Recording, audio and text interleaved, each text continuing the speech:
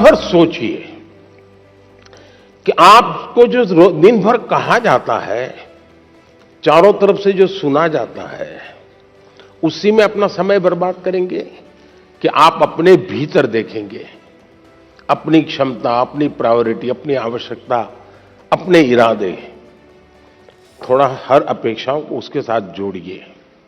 आप कभी cricket match देखने गए होंगे तो आपने देखा होगा कि कुछ बैट्समैन खेलने के लिए आते हैं और पूरा स्टेडियम, हजारों लोग होते हैं स्टेडियम में, वे चिल्लाना शुरू करते हैं, चौका चौका चौका, छक्का छक्का, सिक्सर।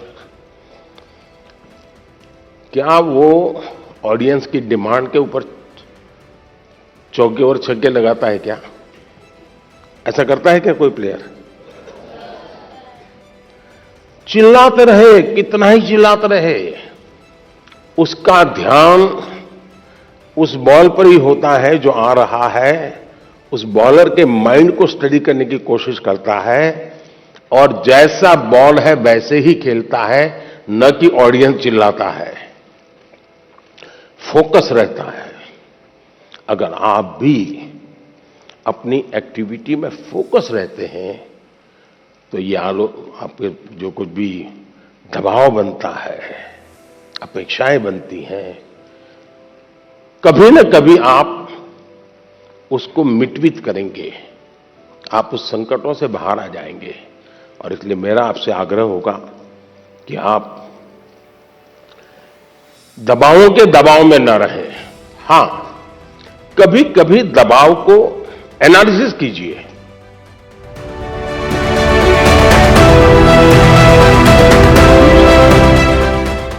आपने कभी घर में अपनी मां के काम को ऑब्जर्व किया है क्या? यूं तो आपको अच्छा लगता है कि जैसे स्कूल से आए तो मां ने सब रेडी करके रखा था, सुबह स्कूल जाना था तो मां ने सब तैयार करके रख दिया था, लगता तो बहुत अच्छा है। लेकिन क्या कभी ऑब्जर्व किया है कि मां का टाइम मैनेजमेंट कितना बढ़िया है? उसको पता है सुबह ये है तो मुझे 6 बजे ये करना पड़ेगा, 6:30 बजे ये करना पड़ेगा। अगर मां की गतिविधि को ढंग से ऑब्जर्व करोगे तो भी आपको एज ए स्टूडेंट अपना टाइम मैनेजमेंट का महत्व क्या होता है, और टाइम मैनेजमेंट ने 2 घंटे, 4 घंटे, 3 घंटे, ये नहीं, माइक्रो मैनेजमेंट चाहिए।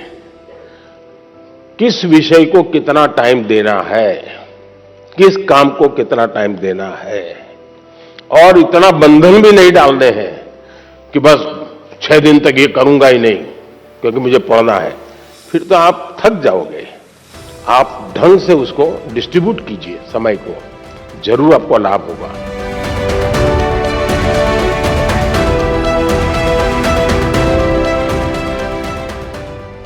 आज आपको डगर डगर हर जगह पे कोई इनको एग्जाम देनी पड़ती है।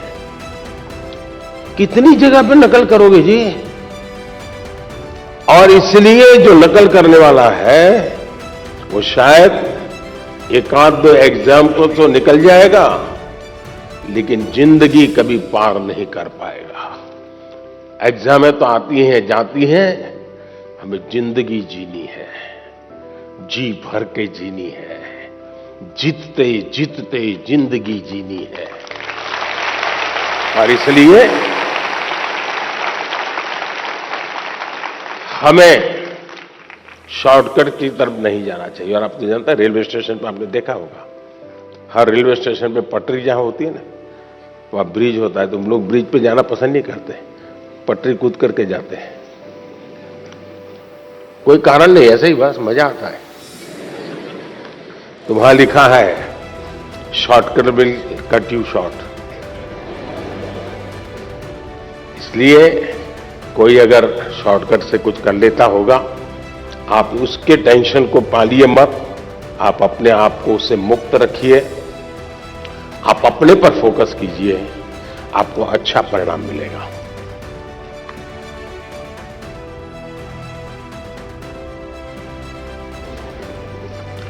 कुछ लोग होते हैं जो हार्डली स्मार्ट वर्क करते हैं और कुछ लोग होते हैं जो स्मार्टली हार्ड वर्क करते हैं। जिस चीज पे जरूरत है वहीं फोकस करना चाहिए जो हमारे लिए उपयोगी है। हर चीज प्राप्त करने की कोशिश से मेहनत बहुत लगेगी, हाथ पर ऊंचे करते रहो, दौड़ते रहो, टिकना करो, फलाना करो। जनरल हेल्थ के लिए, फिटनेस के लिए ठीक है, लेकिन अगर मुझे अचीव करना है तो उन स्पेसिफिक एरियाज को मुझे एड्रेस करना होगा। और ये जिसको समझ होती है वो परिणाम भी देता है।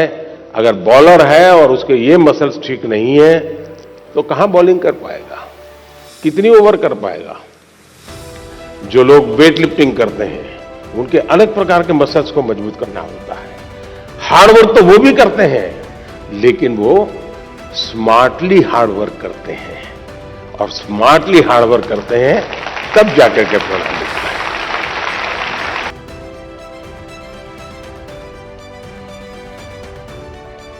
सबसे पहले तो मैं आपको बधाई देता हूं कि आपको पता है कि आप एवरेज हैं।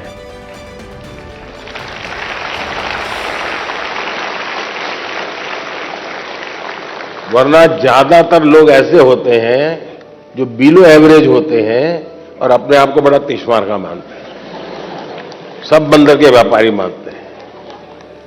तो मैं सबसे पहले आपको और आपके माता पिताजी को भी बधाई देता हूं।